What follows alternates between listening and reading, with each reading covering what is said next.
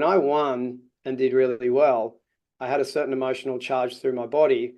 But when I lost, the emotional charge through my body was tenfold, was like so much stronger.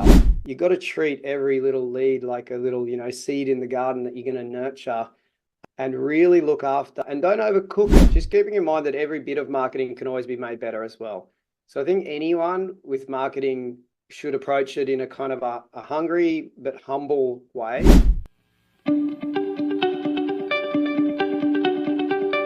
What one key piece of advice would you like to give to all the entrepreneurs watching and listening today?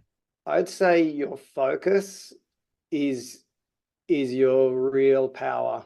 Hello, and welcome to the Business Growth Show, where I interview successful entrepreneurs on all areas of business and how to utilize them for exponential growth. My name is Nathan Cassiotis. I'm a business growth expert, investor, and international speaker, where I help business owners grow and scale to create wealth and freedom.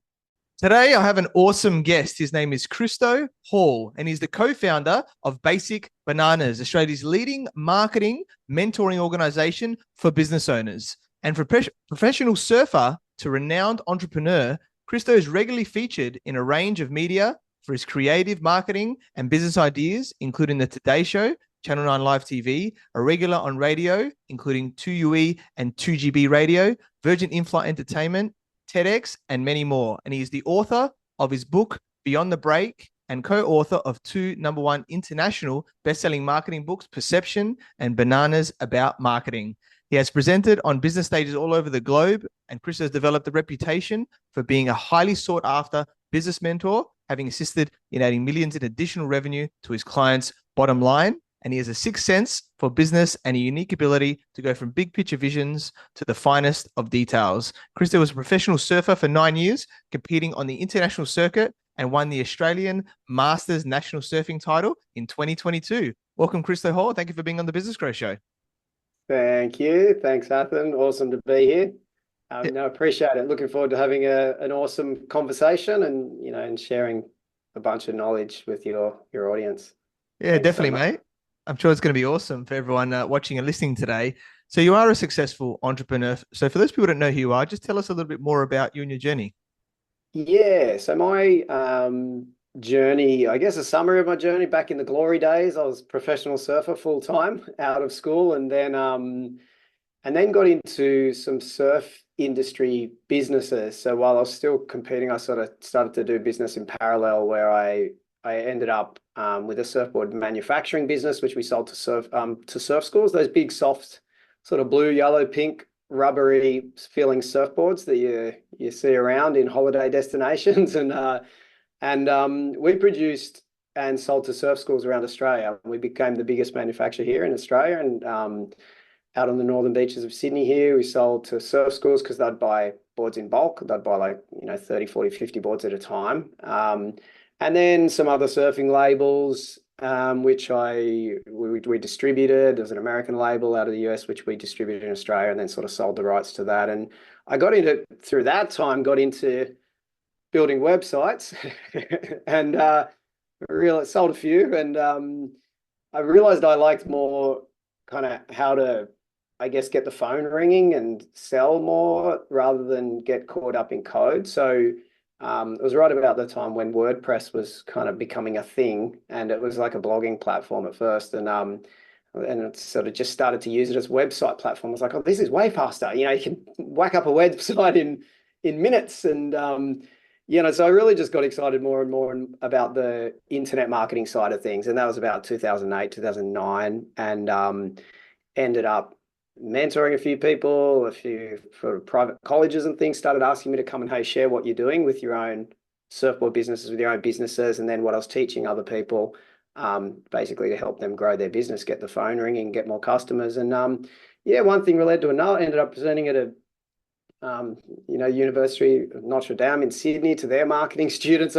Meanwhile, I'm some surfer dude that's just worked it out, and one thing led to another, and then Basic Bananas kind of formed as about 2009. Then that's as you mentioned in my intro there, the marketing kind of mentoring business, where we've had thousands of people now through our mentoring program. So small business people, and we like to work with the size that are like a I guess, owner operator sort of size of business. So not too large. We do have exceptions which are larger, but yeah, just helping people have a better life through a better business and, more revenue and so on, but just that flow on that happens. And yeah, that's been running for about 15 years. So a lot of awesome success stories. And we've got our office up here in Narrabeen on the northern beaches of Sydney, close to my favorite surfing break still. So I still surf every day.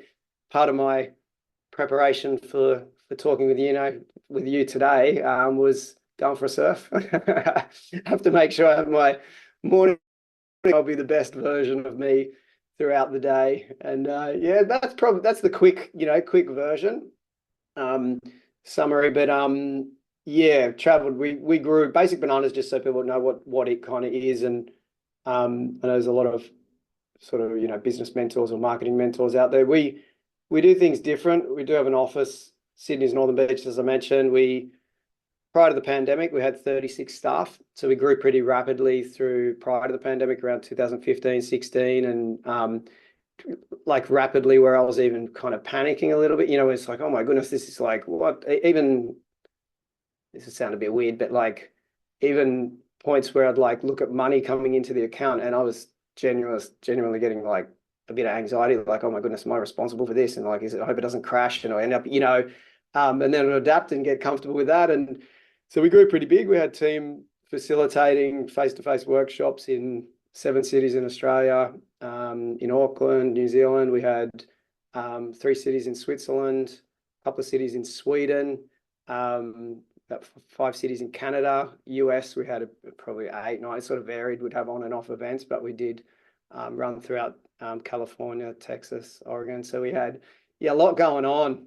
The pandemic stripped things back, so now we do things more in a tighter way where it's all online, besides, a rare event here and there. But yeah, just, we're a legit business and have a lot of fun and genuinely want to help people.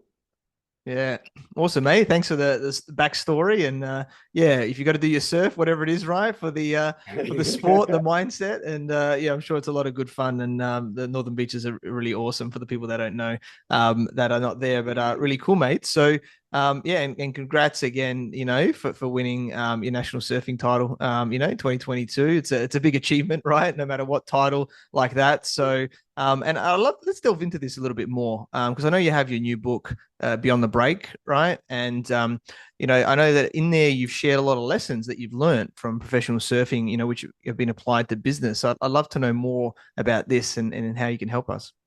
Yeah, so this one came about, I think in the pandemic, had a bit of a moment where it might sound a little cheesy, but it's just the reality, where businesses had been very good to me for a long time. And I was like, it's ticking a lot. Like don't want to sound like I'm full of myself, but it kind of could stop, And I was like, is the love still there? What am I doing? And I'm like, okay, like I genuinely like helping people. So let's pull it back and get less, stress in the business and things, and make it more. We have, in a way, kind of fewer clients, but we really, really help them in a big way.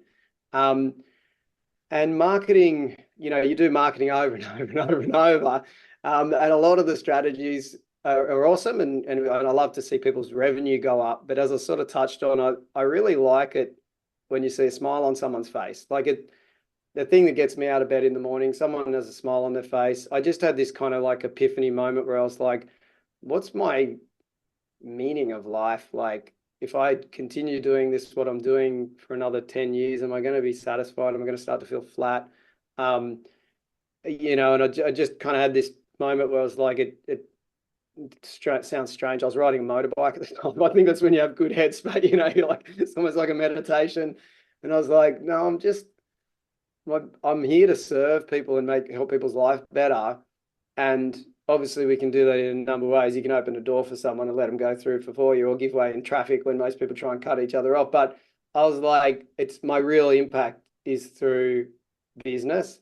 And that's where I've had the most track record, where I've really helped people make a big difference in their life. And it's just like a big part of writing the book was, I have this experience from competing in surfing where there was like this recurring events leading up to a big surfing competition, like that I'd go through, or like this recurring patterns. And it's the same in business. What I've realized is, because we all procrastinate. Like, it's like your biggest competitor will always be yourself in business. And in professional surfing, it became very clear to me that my biggest competitor was always myself. If I performed at my best, I'll most likely do well. And if I don't, I'll be satisfied anyway, because I did my best. But if I don't deliver my best for any number of reasons, little personal fear, little procrastinate or something, didn't warm up properly because I'm embarrassed someone's looking at me or whatever, like, then I'd be kicking myself. And the same goes in business. Like, we have all these marketing strategies we help people with.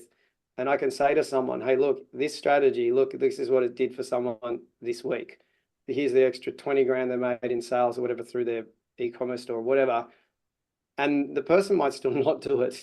Like, it's like, what's up here? Like, it's always this combination of, like, you need the strategies and know what to do, but you got to actually do it. So, and then on the flip side, it might be a really motivated person who doesn't really know exactly what to do. So they tend to jump from one thing to the next, like, got a lot of energy, but it's like they're lost in the forest and they run like 10 minutes one way, then back to square one, then 10 minutes a different way, back to square one, 10 minutes another way. And it doesn't really move the needle in the right direction. So it's like, okay, with our business Basic Bananas, we'll like plow a clear pathway in the forest. But I just also want to find a way to help people's mindsets to be stronger and be clearer. And the reason I've called Beyond the Break the book, and the tagline is the Surf Inspired Success Code, because it's like a number of strategies in the book that it's like a combination code. I believe it's like, if you've got the combination right, like on a lock, when a combination's right on a lock, it opens very easy, right? Like effortless. But if one number's wrong, it's like you know all the strategies, but you have some, procrastination thing, or you're not looking after your energy or something. Like, there's one piece in the code wrong, and you have a little fear of doing those sales calls or something. It's like one piece of the code's wrong, and then it doesn't flow. So it's got a number of lessons, but basically the whole thing, it's like where I wanted to first of all just make a book that people like to read, because I don't know how you are. I read a lot of books. I read the first 3 chapters and I put them down, and then I don't pick it up again. I wanted a kick-ass book that people read and really enjoy it. So I've taken stories from professional surfing and reeled in the details, the lessons I learned through those, that then an example of how I've applied it in business to have success and helped others for each one. And it was really easy. It was not easy. Some of it came after the fact, but like in professional surfing, your meaning of life is the next event. So because the next event, you can win more money, you increase your rankings, you're better off for the next event. Like, so you've got this really clear purpose in life. It might be a month, you've got to wait. And then you go through this. I realize these because it's so amplified, it might be a month and I have to fly across the world to France for one event, and I could be eliminated in the first 30 minutes. Like, there's a lot of pressure. I might have spent 12 grand to get there, and it's, and it might be ready 2 weeks early, and I'm like, I'm ready, I'm good. But then I'm like, oh no, don't peak now, and then I'd have these patterns of anxiety that would come up, and similar dreams. I'd always often have these dreams where I'd be at the beach and I like can't find my surfboard, and then I have to go to the car and find it. But then the car's this strange car park where it's up the hill, and then my heat's about to start in 2 minutes, and I'm, all these, and just recognize through the competitions of surfing that these recurring, the patterns were actually very much the same. And that happens day to day in business, just on a smaller scale. We just don't know, what made you, rather than doing that sales call, why did you get up and go and have another coffee? There's little moments, they're not as, but they do lead to impacting our success. They pull us back, they hold us back. So anyway, that's a long explanation. And we could get into some of the lessons, of course, share some of those in more finer detail. But that's kind of like what it's all about. These lessons from the surfing and these amplified sort of like patterns I'd go through, and then the lessons from those and how I've applied them in business, and can be applied to anything really, business, hobby, any sports, any employment even. I just wanted to make something a bit more mainstream, and it's kick-ass to see the books out there now in all the airports, and piled up at the front of the shops, and it's really cool. Been in a bunch of bookstores and done signatures and things. So it's really quite exciting to see for someone who's originally just a surfer that probably people think some brain dead, surf dude, Yeah, awesome, man. Thanks for sharing the story. And yeah, I think there's a lot of similarities with sport and business. And I've played a lot of soccer and tennis and won many championships. Didn't go to the national level, but growing up and yeah, I can see tennis would be similar, right? Because it's an individual sport, right? So it's a big mind game, right? Like that, which I can see similarities where you've got to, yeah, when something happens, you got to bounce back very quickly. And then obviously that's very, relevant for business, right? As it's all about us in there. So, and I love the topic of mindset as well. Like, we can teach the same strategies, like you mentioned, right? To 10 different people, we get 10 different results, right? Because it's what's up here that's, pushing them in different directions. So yeah, let's talk a little bit more around that mindset side. You mentioned a few things that are holding, potentially holding people back, or they're just going in the wrong direction. What do you think are some key things or some key ways of thinking, whether it's a tool, whether it's a way of thinking that us as a business owner, can ideally do that can help move us, in that right direction? Yeah, awesome. Love to share. I can go on and on and on. This is the whole combination code. One of them that I like to share, and I'll share a couple that are really relevant to everyone. And so one is I guess we all have this kind of inner critic, like a little voice inside our head. Excuse me.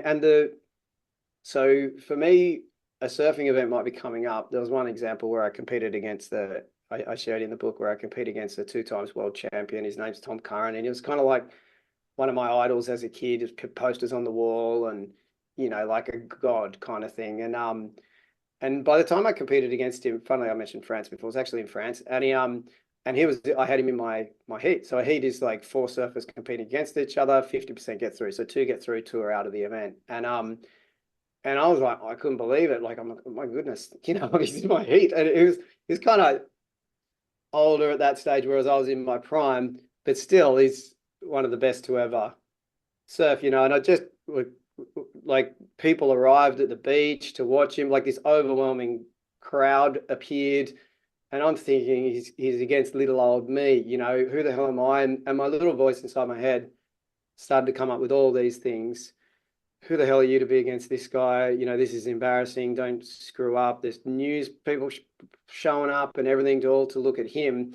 And so, yeah, the little voice kind of went nuts. And we all have this little voice inside our head to some extent. It's a little voice that tries to protect us from doing awesome things, which sometimes can protect us from danger, which is great. If we're going to like walk on the street in front of a bus or something, sure, the little voice will tell us there's real fear, but often it protects us from growth. So this is just recognizing your little voice triggers up and fires up and comes up with reasons not to do something when you're actually growing, you're going in the right direction. So first of all, just understanding that.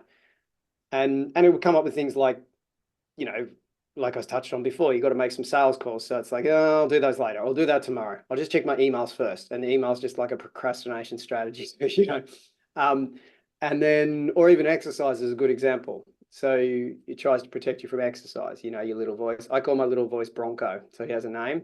And Bronco, so for me, an example of this could be surfing. I said I like to surf every morning. Now I have a lifetime of evidence that I feel better after a surf.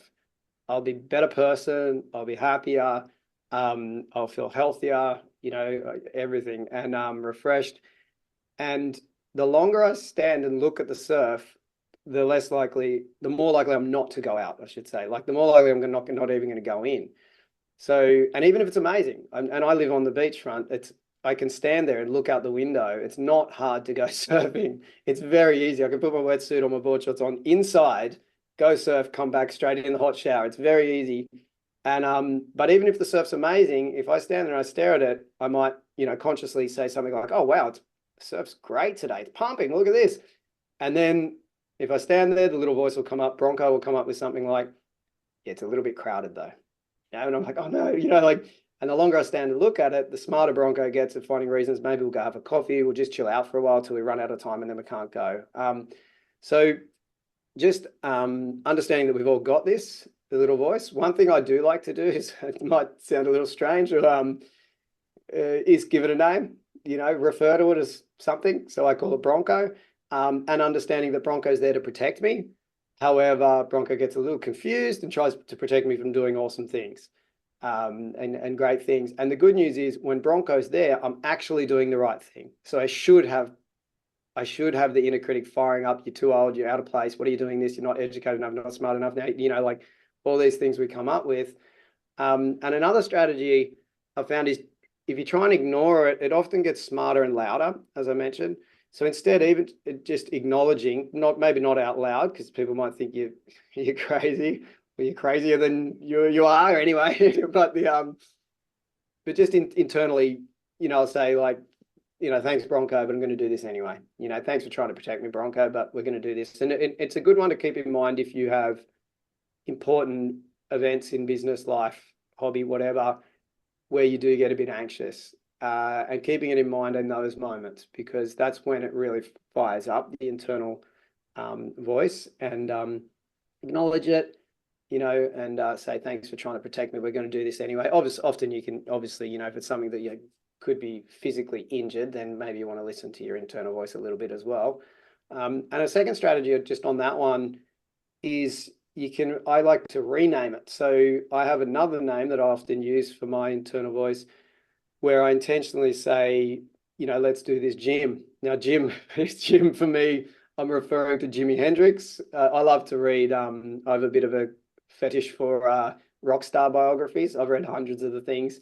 And I just love the crazy stories of the rock stars, going from like little old nobody in the bedroom to suddenly world famous superstar. And so I'm referring to Jimi Hendrix, who I regard as the greatest guitar player of all time, and Jim Morrison, who was, crazy rock star, the lead frontman of the band The Doors. Both died young, age 27, but they both kind of were like these super creative out there, didn't care what anyone's thinking. So they're really present. So it helps me. What I take from it when I go, let's do this, Jim, is I feel like I'm not caring what anyone else around me is doing. I'm doing my own thing, and I'm present, and I'm creative. So, by changing the name, and you might be able to think of who, like a mentor that you refer to, or a mentor's name, or a nickname that associates with some sort of mentor or guidance. You could have that name. You might have multiple names for different settings. Some people could have. So that's a few tips on the internal dialogue when dealing with that. Yeah, cool, man. Thanks. I love that. That's extremely powerful. I know what you're talking about. I've never put a name on it before, or two names, so to speak, for the one that you don't want and the one that you do want in those times. So I think that's an awesome frame. And yeah, I remember, it's a similar thing like with tennis, like you got to tell yourself things. And I'd walk into, going into Westfield's office, and I'd be telling myself stuff, or just before I go on stage, right, telling myself these positive things when you've got that potential anxiety or that little thing going in the background going, oh, what if this or what if that, right? Because you've got to step up, right, in those times in growth. So absolutely. Yeah. There's a little flip on the something I did too, that's another. I got examples throughout the book from surfing and then in business, but something I've also never heard anyone share anywhere else that I just kind of became clear to me is when I'd go to something like a big event like that, a process I developed, like say you're presenting on stage, like some people, their biggest fear, you're a pro, so it's not you, but like most people's fear of public speaking or anything like a big event where they're really nervous. And everyone says do positive thinking and visualization. Like it was really common. So I was often told, visualize yourself standing on the podium at the end of the week with the trophy and the winner's check and blah, blah, blah. And it, like, because so much was riding on these events, I don't know why, but it didn't work for me. Or when the result didn't come, I'd be really sort of pissed and off and annoyed. It didn't work, and it doesn't work for me. And I'd still be anxious. You know what I mean? Sure, I visualized it, but I'm still nervous, and I had certain strategies dealing with the internal dialogue. But one thing I did is actually completely flip over positive thinking. So I'd actually think I lost, and it would work for me. So what I mean by that is because I gathered enough evidence from competing event after event, and most professional sporting careers, you spend the majority of your time losing. So I had enough evidence from losing how I felt. Now, when I won and did really well, I had a certain emotional charge through my body, but when I lost, the emotional charge through my body was tenfold, was like so much stronger.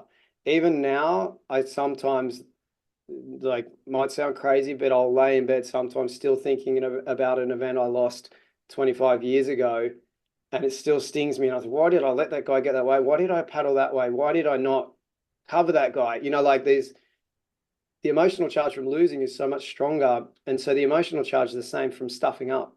Like if you're doing a public speaking gig, it's like you kind of kick yourself, you hate yourself for it. So what I do instead is before it, and what would happen if I did lose, obviously then I go away from the event, I go out for a free surf away from the competition, I'd have the best surf of my life because I'm charged, and I don't care about, anything, no fear of falling off or anything. And so in the lead up or right before an event, I'd actually visualize myself, I've lost. And I'd try and feel in the pit of my stomach, like the bit of pain I'd feel, like the energy, like, oh no, I freaking lost this thing. I've stuffed up and and then I'd sort of position it as like, okay, so now I'll give them one more chance. And how am I going to approach this thing now? Because I'm at zero. And you are at zero when you go into something like that. You haven't got a score on the board. You do a sales presentation. You haven't made a sale. You're at zero. Everyone's starting at zero for most things when you go in and begin something. It's a competition. You're starting at zero. Your only way is up. So how am I going to approach it now? And what it did help, it just helped me to feel a bit more powerful. Like I'm going to really take ownership of this thing. And I don't care what people think. It just helped to deflate the anxiety a lot as well. So that could be useful for for listeners, of course, as well. Yeah, I love that. That's really powerful. I've never heard that before, but it's I can definitely, it's almost like the proving people wrong type of mentality, like Michael Jordan and things like that. It's like you come from that negative aspect or failure aspect and going, okay, I've got to better myself. I've got to do this first. It's that winning mentality, right? So I love that frame and from an energetic point of view of then bouncing back one more chance. I think that was really valuable. So everyone definitely note this down and try it out, right? That's always the best way. Work it out for you, what the names are, what those situations are that's going to get you into those states that you can, perform at your best in that area there. So love them, mate. Really powerful. I feel we should talk about marketing because you do a lot of marketing stuff as well, even though this is likely more important of what we just talked about to get people to shift. Yes. But let's talk a little bit about marketing as well. Now, obviously you do it with Basic Bananas. I love the topic of marketing, and it's so interesting because there's so many different ways of doing marketing, and there's a lot of testing and things like that. Because otherwise, everyone would have $1 billion business, right? If it was like the same for everyone. So I'd love to know just, I guess, your thoughts about maybe it's like a marketing ecosystem. I know you talk about this, right? About what's involved really in marketing for people to understand these stages, right? And what do we need to do to be able to create that, let's call it marketing machine, right? In our business that's really going to bring those leads and grow the business well. Yeah. Awesome question. I think mostly with marketing, most people know they could do better. They just don't know where to start. And just, I think also keeping in mind with marketing before I'll share a framework which I call the marketing ecosystem. And the just keeping in mind that every bit of marketing can always be made better as well. So I think anyone with marketing should approach it in a kind of a hungry but humble way, because just a lot, we do have people come to us and say, look, I know how to do marketing. I just want to help with this one thing. And it's like, you know how to do marketing, really? Like every single piece of marketing, I believe, can always be made better. It's like a bit of a red light, like, oh, right.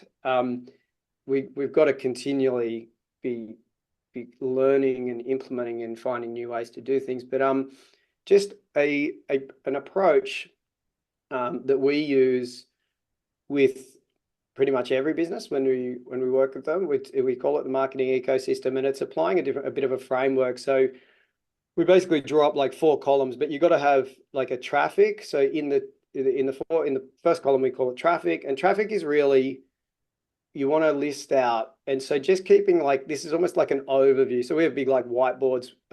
They're like stick on the wall, removable whiteboards with it pre-printed on it. So people, we give to our members, they can sort of draw in what you're doing and scribble in, and we help them build it out. And in the traffic column, like the first column on the left, you got to have this traffic sources that bring people to, nowadays it's your website, right? That's the center of the universe online. And just keeping in mind always that traffic is pretty much everything that most people think of when they think of marketing. It's like where all your social media would sit. It's any advertisements, it's alliances, it's media appearances, it's signage. It's a networking event, doesn't have to be only online, like face-to-face. And anything that goes in traffic, usually you don't own the platform. So it's traffic because you want to get it off that thing and you want to get it to your platform. So just what we'd do is get really simple numbers to measure. How many visits to your website this week? So that's a number from the traffic. You got to draw out the traffic column, scribble in everything you're doing, and how much traffic is that generating this week? There's no right or wrong with the number. People always say to me, how many should we get? What's a good amount of traffic to a website? It's a number higher than last week is a good amount. So if you've got an average of 100 per week for the last 3 months, then let's just go for 125 or 150 for the next quarter as a weekly average. So we got traffic, we figure it out. Where's all your traffic sources coming from? You scribble them in that column, and then we'll find new ways. We'll get into nitty gritty in there. But the reason I just like to say that the important thing is the number that go off the platforms to your website, because people get caught in the weeds, like get so caught up in doing like Instagram for business. It's almost like they lose the whole purpose of it. It's like if you're getting traffic off it, then good for business, but maybe getting a little bit, and maybe there's another source like forming a great alliance, which would give you 10,000 times more traffic at the same time. So that's one thing we measure: number, simple, how many to the site, and that helps us find ways to improve it. The second column is conversion. So we look at on any website, we're always looking at, from your traffic that lands, how many convert towards a sale. So just the pathway towards a sale. So it might be for some e-commerce stores, how many buy immediately when they land on the website. For some, it might be how many book a discovery call. It might be booking a sample, trial, taste test, something that precedes like a pathway. It might be booking a quote. Okay, that's your first step towards a sale. The second conversion thing we measure on the website is how many converted to a lead. So simple, and these should be numbers you measure every week. So we have like a spreadsheet, we call it the magic numbers. The traffic column, you put in how much website traffic. The conversion column, how many conversions towards a sale did we get this week? How many conversions towards a lead? So a lead might be that they opted in, or they're live chat with you, or you got their details some way, they've taken a quiz and you got details or so on. And those two numbers will help you focus on what's important on the website, because once again, people build a website, it might be a big image on the homepage, and people can't, it's like pathway number one should be really obvious towards a sale. So if you want someone to book a quote, you should have book a quote, big, crystal clear on the website homepage, above the fold, where people can see it as soon as they land. Don't hide it away. Every click, you're potentially losing probably 20% of your conversion. So and it's like, I like to use IKEA as an example. Like when you walk into IKEA, you can't get out, right? Like the one near the airport in Sydney, I'm pretty sure it's 2 kilometers, the walk from entry to exit. You can't get out for 2-kilometer walk. And if you try and cheat it, you like sneak through a kitchen and you end up in a lounge room and you go the wrong way, and then you realize you're back where you started. But what happens is they're brilliant at optimizing the customer journey. You walk in the front door knowing that you need to buy a pot plant, and you come out the other end with one of these long bed things with new outdoor furniture, knives and forks, pots and pans, and the hot dog at the end. Like you really buy it. So it's the same when you got to look at your website as like the journey it takes people on towards a sale. Is it really clear? It's not just a fancy brochure to sit there, but does it move them along the path towards sale and towards lead seamlessly? Excuse me. And then the next column we'll look at is relationships. So basically the next column is you're measuring your database growth. So we want to be growing the database each week, how many new email contacts. And then you might also want to measure things like social media followers. Some people might have like a Facebook community group or something that you've built for your business. So measuring, or online community that, on a different platform. So measuring those numbers where you can continually nurture people, because I think that number and the relationship column and what are you going to do in there? It's a simple thing like what are you doing? What's your consistency? You're going to send an email once a month. I think that one, the relationship. So we got traffic as the first column, conversions as the second column, relationships as the third. The relationships a lot of people fall down on. It's like people inquire and you don't even have a follow up, or they're bought and you don't have a process to maintain the relationship, because those any details you got that might have been converting into a lead or they've bought from you or inquired, that is your next year's sales. Like if you nurture it, that's next quarter's sales, it's next year's sales. So you've got to treat every little lead like a little, seed in the garden that you're going to nurture, and really look after, and don't overcook it. Like I think a lot of people think, oh, I hate email marketing because you get so much spam, right? But the reality is if you do it well, people like it. Like just strip it back. Like often people get a database system and they think, oh, it's got this email template, so I have to fill the whole email template with, this week's news, this update, this special. It's just like, what? Maybe just strip it back and do a 1-paragraph tip that you send once every 2 weeks, but you got to nurture and provide value. Really, that's the key there. So then in the final column, the fourth column, which we call reactivate, that's where you're on a promotion from time to time. So a good way to just draw up an overview of the year. You grab a piece of paper, you turn it landscape, you put all the months across the top of the page, January, February, blah, blah, blah, through to December, excuse me. And then you work out where in the year am I going to promote what. And in that column, you're simply just measuring when you did a promotion, what the results were like, and then you can look for ways to improve it. So it's pretty simple, but as long as you've drawn it up and you just put in the things you're doing, and that's why it's nice to have it on a wall next to your desk, where you work, you can see your whole marketing ecosystem at a glance. And if it's filed away in a computer, great, but you don't look at it, right? It's got to be on the wall, so you kind of glance up. And each week, the key to making it happen is you go to a spreadsheet, which I touched on, you call it the magic numbers, and you put the number in. I like to just do it manually. I like to get my team to do it. So we get on a Zoom, we do it through our Google Meet each week. We have an online meeting, and there's different team members are responsible for putting different numbers in. And so we just open the shared spreadsheet as a Google sheet. But what people could simply start with is all you want to be measuring is that traffic number from the traffic column, the 2 conversion numbers that I mentioned, the relationships.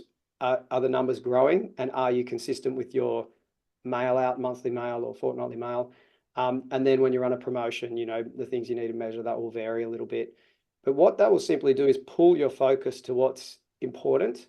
So each week you're looking at, well, we converted, and it literally takes 10 minutes to put the numbers in, but it pulls your whole focus to it. So it's a good key way to go. And then you start looking at it going, well, we need to increase traffic. You stare at the traffic column. If it's you on your own, you think, well, maybe I can do something with Instagram to help push more to the website. Brilliant. It helps you generate the ideas because it pulls you back to what's important. Or you look at your website and go, it's not converting well. What can I do to, improve, get more leads and so on? So it's an awesome framework to kind of fit everything in. Within that, there are tons of obviously variables that I get into. That's what I do day to day. That's my life. Every single week with our members, I look at what they're doing. We have an online meeting we call advisory board, where we look at specifically exactly what they're doing with all the different bits and pieces. But even just within each traffic strategy, it could be alliances alone or PR, or social. There's a lot we could go into. But that's a good overview. Did that kind of all make sense, Athen? Yeah, definitely, mate. That was awesome, right? Because I think you simplified the ecosystem there and going, this is what's important as some of the key metrics, at least to start with. And then you can delve deeper into each of them, right? And there's so many different variations and tweaking and testing that needs to happen, especially on that, the traffic and conversion side there that, you were talking about. So loved it, mate. So powerful there. And you've shared so much gold with us today. And I guess as we're starting to wrap up here as well, what one key piece of advice would you like to give to all the entrepreneurs watching and listening today? Well, yeah. I'd say your focus is your real power. Just going back to I guess it's a bit of a mindset thing, but we hear it all the time. People say, oh, I'm not technical, or I don't like sales conversations, or like one from professional surfing, when you are taking a wave at somewhere like Pipeline in Hawaii and there's a volcanic reef, you know, 2 foot under the water, and you're the height of about a 2-story building looking down a vertical face of water that's going to drive you into that reef if you don't make it down the wave. Your entire focus, and you go into instinct mode to get down the wave and survive the thing. And like your life depends on it. It's true in that setting. I've had two of my own people die. Their professional surfers die in these waves because they're just unlucky, or just that moment of focus that they lost. And the same goes in business and day to day. Like your life depends on your focus. The quality of your life next month depends on how much you can focus this month. So just be ruthless with focus is a big tip. And just block it out. Like if your top driver in business is doing those sales calls, I've used sales calls for some reason as an example today, it comes to mind, but like book it at 10 a.m. Do not let anything else get in the way. 10 till 11 sales calls time, and just be ruthless with it. If you're not techie, it's really easy to let your bronco, your internal voice, distract you and take you in other directions. Block out the time and be ruthless. People have things like calendars open in front of them, and they have all the day's tasks. They have an email open in front of them. It's common now to have multiple screens. So you might have a task, software open in one screen, and all of these to-do lists, all of these emails, all of these things that are coming up later this afternoon, they're all stealing your focus because they're staring at you. You really only want to, when you're really in focus mode in certain times that you block out, you only want to be able to see one task. Like you don't want to see a whole inbox, because even if you glance at it, there's something you're doing later or you should get back to, it drains your energy and it steals your focus. So number one piece of advice is just be like ruthless with your own focus. The world's not going to end because you don't get back to an email, till 11 a.m. You'll get so much more done. It's a good idea to just set 3 big tasks you do per day, and close off every other screen in front of you. Don't have all these things staring at you. You can set an alarm if you want to know when to stop.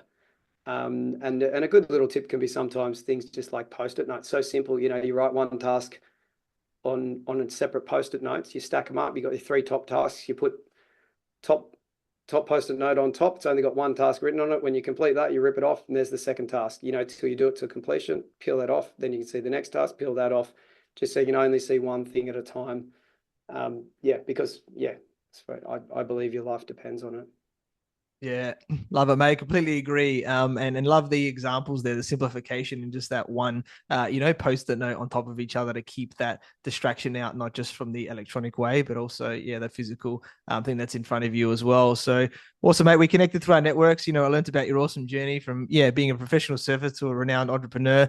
Awesome guy, so knowledgeable. You shared so much gold with us here today, and I'm sure you could continue to help business owners grow. Very grateful that we connected. Look forward to connecting further. So, Christo, how can people find you and get in contact with you? Yeah, Basic Bananas is the best way through business. If you're interested in learning more about what we do business-wise, check out my book. It's called Beyond the Break. If you want to, the whole intention was that anyone who reads it will love the stories. So this was and I also wanted to make a book that anyone who reads it, their life will be better as a result of reading it. And so it was a genuine, clear intention through the whole thing. That's great to read, and life is better as a result. And it's called Beyond the Break. If you Google Beyond the Break and search Christo, my first name, it'll come up. It's on tons of different platforms and on Amazon, of course, as well. So that's Beyond the Break. Otherwise check out basicbananas.com. The book's on there and everywhere else. And I'd love to get in touch. We have a free workshop that we do run online. You could get on basicbananas.com and check it out if you'd like to learn more in relation to marketing. Yeah, awesome, mate. Well, everybody definitely check out Basic Bananas, a website, as well as Beyond the Break, the book there. Sounds like an awesome book, a lot of great stories, and definitely what Christo shared with us in the time that we've had today. It's been a pleasure interviewing you, mate, and thanks for being on the Business Growth Show. Thank you.